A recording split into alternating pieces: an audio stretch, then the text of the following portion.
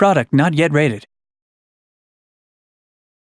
Hey guys, my name's Tomasz Gop. I'm an executive producer at CI Games working on Lords of the Fallen, our action RPG that's been in development since 2011 and it's going to come out this year on PlayStation 4, Xbox One and PC. Let's roam a little bit around Old Monastery, and in the meantime I'll tell you about some crucial ideas that drive the development of our game.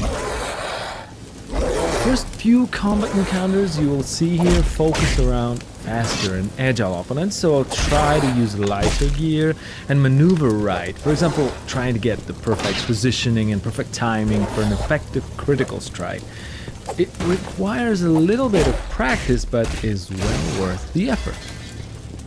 The world we set the game within is very old, and the legend has it that a couple thousand years ago, people have fought and successfully defeated their god together with his demonic army, and it's since then that they believe evil can be completely cast away from human nature. Each individual who commits a deadly sin is forever marked with a tattoo across the face, becoming an outcast for an entire lifetime.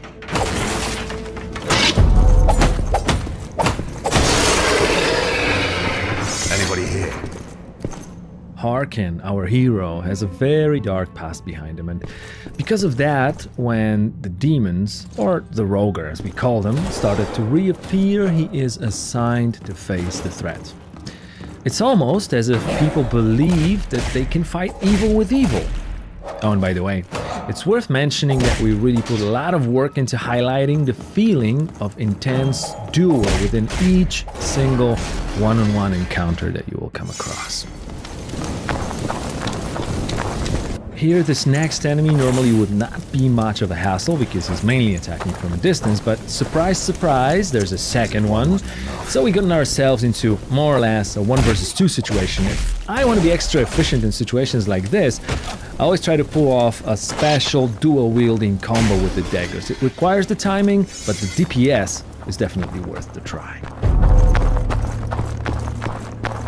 The game will also unlock new worlds for you to explore once you advance on the story path, but the ones you just left are not locked away from you. It's not only possible, but also very encouraged to re-explore the places you've already visited, and the new areas will open up, presenting you with new loot and new opponents.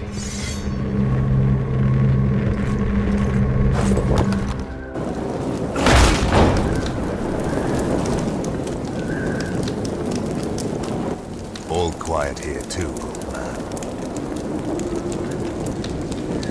I'm not leaving without answers.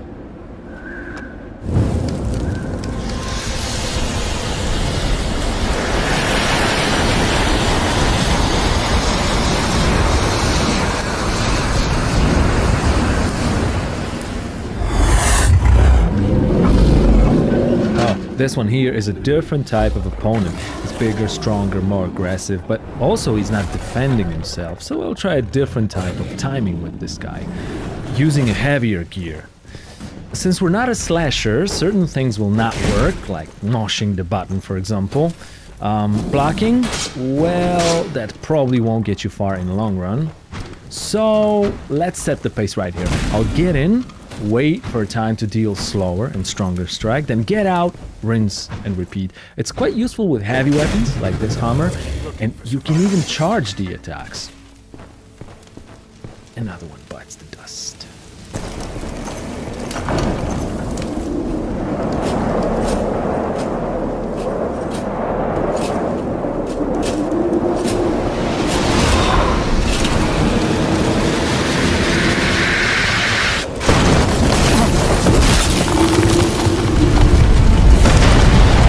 Okay, let's jump straight into a boss fight now. This is going to be the first boss of the game. We call him First Warden.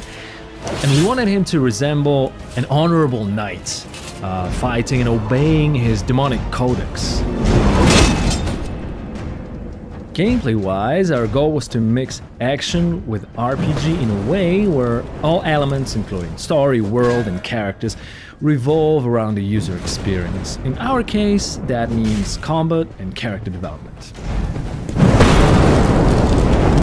Basically, there are two main pillars of combat in Lords of the Fallen: melee fighting and magical, supernatural skills. The first one is fairly tactical and rewards players who like the feeling of learning and that special sense of becoming proficient at game mechanics. The magical side of Lord's Combat, on the other hand, even though it's not covered in this video, is designed to feel very spectacular and powerful. But that is also not the only reward that counts with using it. Our goal was to give players the means to distribute the process of learning how to play the game along the time they choose. You'll always be able to use magic at times when the difficulty spikes, so it's up to you if you want to use advanced strats instead, especially if that might get you a better loot. There are 3 character classes that you can choose from at the start of the game: Warrior, Cleric and Rogue, and they will determine the set of spells that manifest your playing style.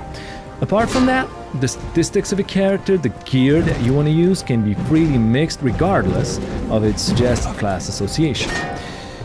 For example, if you're more into heavy weapons but still want to keep that light rogue armor, there's no reason not to try this combination out.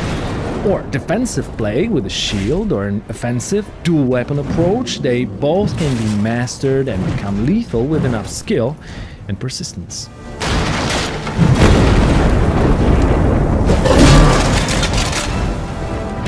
The last stage of the first Warden fight is where it gets interesting, because we finally managed to destroy the shield, making him a bit more vulnerable. At the same time, we pushed his aggression a little bit over the edge. If you remember not to get greedy and deal too much damage at too short amount of time, you can make it. Just please try to avoid his special attack, as it can stun lock you, and of course, we wouldn't want that, would we?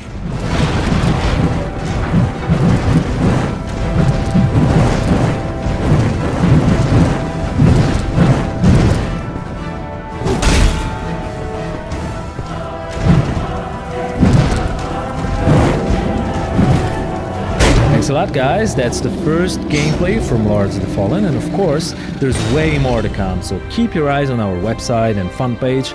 We want to make sure you know everything you wish about our game before it gets to your PlayStation 4, Xbox One, and PC.